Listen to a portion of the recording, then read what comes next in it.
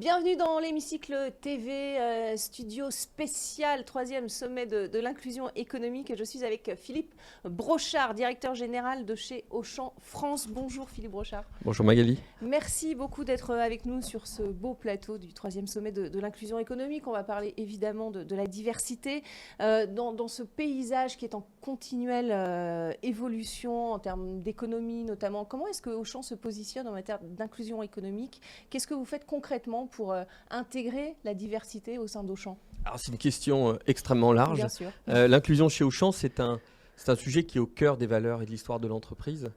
Comme souvent dans les entreprises commerciales, moi j'ai la chance d'être dans une entreprise où l'inclusion, c'est par nature en fait. Vous savez, les métiers du commerce, c'est des métiers qui sont des révélateurs de talent. Le commerce permet de révéler des personnalités et toute la valeur d'une personne indépendamment de ses diplômes. Pourquoi vous dites que ça fait partie de votre ADN? Pourquoi les métiers du commerce sont intrinsèquement, en tout cas, favorables à cette diversité? Parce que c'est des métiers de relations, c'est des métiers de contact. Et quand on fait du commerce, plus vous êtes le reflet de la population, plus vous êtes le reflet de votre clientèle, et plus votre entreprise est performante. Et donc l'entreprise Auchan, c'est une entreprise qui a 64 ans, 65 ans aujourd'hui. C'est une entreprise qui s'est construite petit à petit, avec des parcours qui sont la démonstration de ces politiques d'inclusion. Et de la réussite de ces parcours. Bien sûr, donc c'est une entreprise dans laquelle vous pouvez démarrer comme employé libre-service, manager de rayon et finir directeur général de pays. C'est la réalité du fonctionnement social de cette entreprise. Donc une vraie valeur ajoutée pour Auchan en termes de performance. On a tendance vraiment à lier diversité et performance. C'est vraiment cette idée de se dire on sert des consommateurs, on leur fait plaisir, on fait partie de leur vie au quotidien, on accompagne la façon dont ils s'alimentent et donc on doit être comme eux et on doit les refléter. Concrètement, est-ce qu'il y a des actions qui sont spécifiquement mises en place pour favoriser cette diversité chez Auchan? Oui, beaucoup. Alors déjà tout part du projet d'entreprise et tout part de la politique des ressources humaines de l'entreprise. Nous, notre politique en matière d'inclusion, même si c'est par nature l'ADN de l'entreprise, elle est dans un projet. Et un projet qui s'appelle Tous égaux, tous différents. Et en fait, ce projet tire un certain nombre de politiques, que ce soit en matière de santé au travail, par exemple. Parce que l'inclusion, c'est aussi ça. Être capable d'être accompagné par des associations, par des acteurs qui vont nous aider à accompagner des collaborateurs qui sont touchés par le cancer, qui sont touchés par le diabète, qui sont touchés par l'autisme, par un quelconque handicap et qu'on va venir aménager dans son travail au quotidien. Ça, c'est un point fondamental. Et puis après, on a tout l'écosystème qui nous accompagne. On travaille avec beaucoup d'associations, et moi je suis ravi aujourd'hui au sommet d'inclusion d'en rencontrer un certain nombre. On va travailler avec Umando. Umando, avec lequel on va accompagner des réfugiés au retour à l'emploi en France et à la formation.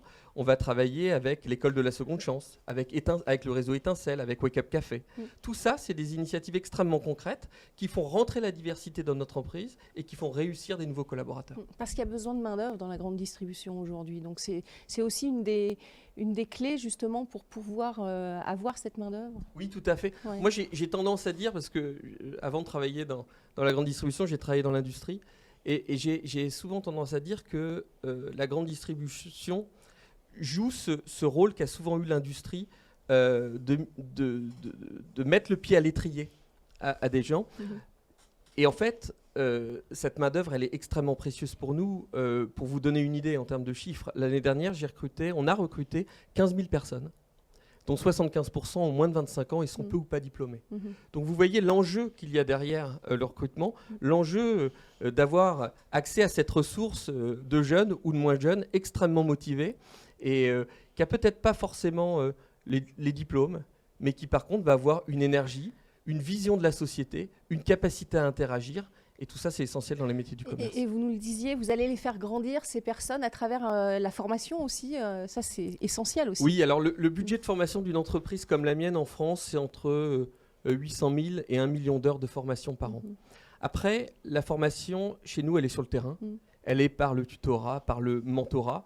Parce que quelqu'un peut nous rejoindre, démarrer comme employé libre-service, mais très rapidement, en fonction de son talent, il peut accéder à un premier poste de manager, un second, Et en fait, la construction de nos parcours permet à chacun d'évoluer et de franchir le plafond de verre assez rapidement en fonction de son seul dynamisme et sa seule performance. Alors, avec cette performance et cette réussite en matière de diversité chez Auchan que vous nous décrivez, quel conseil vous donneriez justement à ces entreprises qui veulent tendre vers davantage de diversité? Est-ce que les mentalités, selon vous, sont suffisamment ouvertes pour accepter cette dimension?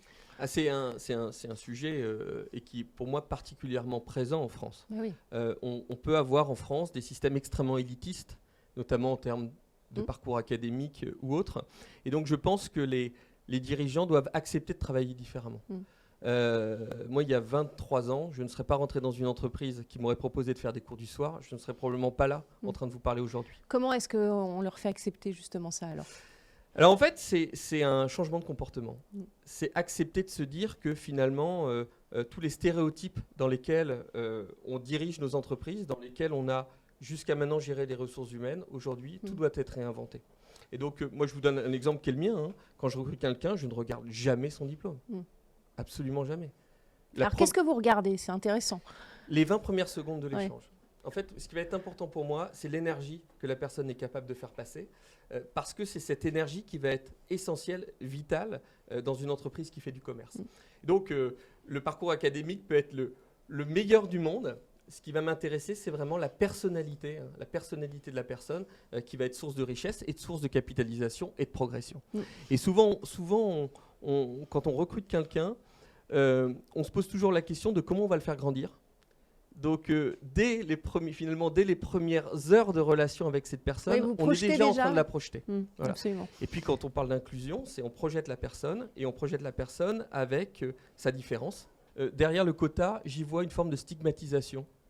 Moi, je préfère être une entreprise éminemment ouverte, éminemment inclusive, et en fait, être dans la démonstration et la preuve. C'est ça qui est important. Dernière question, Auchan est un groupe international également. Alors, comment est-ce que cette dimension de la diversité au niveau international favorise aussi peut-être cette appréhension au niveau national? Alors, les valeurs de l'entreprise, elles ne sont pas propres à la France. Ce sont des valeurs qui appartiennent à l'ensemble des pays, puis qui ont tous ces mêmes histoires d'entrepreneurs et de construction progressive. Donc, vous retrouvez ce que je vous explique dans l'ensemble de nos pays. Un dernier mot quand même, si vous aviez quelque chose à dire à nos gouvernants pour améliorer les choses, ce serait quoi? C'est une excellente question. On a besoin de bienveillance de la part de nos gouvernants, on a besoin d'aide, mais on n'a surtout pas besoin de contraintes. En fait, donc ne pas légiférer, mais inciter. Oui. En fait, parfois légiférer, ça part toujours d'une bonne intention. C'est comme les quotas. Moi, je crois plutôt que le rôle des politiques, c'est de mettre une pression extrêmement positive sur les dirigeants pour les inciter à accepter de travailler différemment parce que le monde a changé. Merci beaucoup, Philippe Brochard.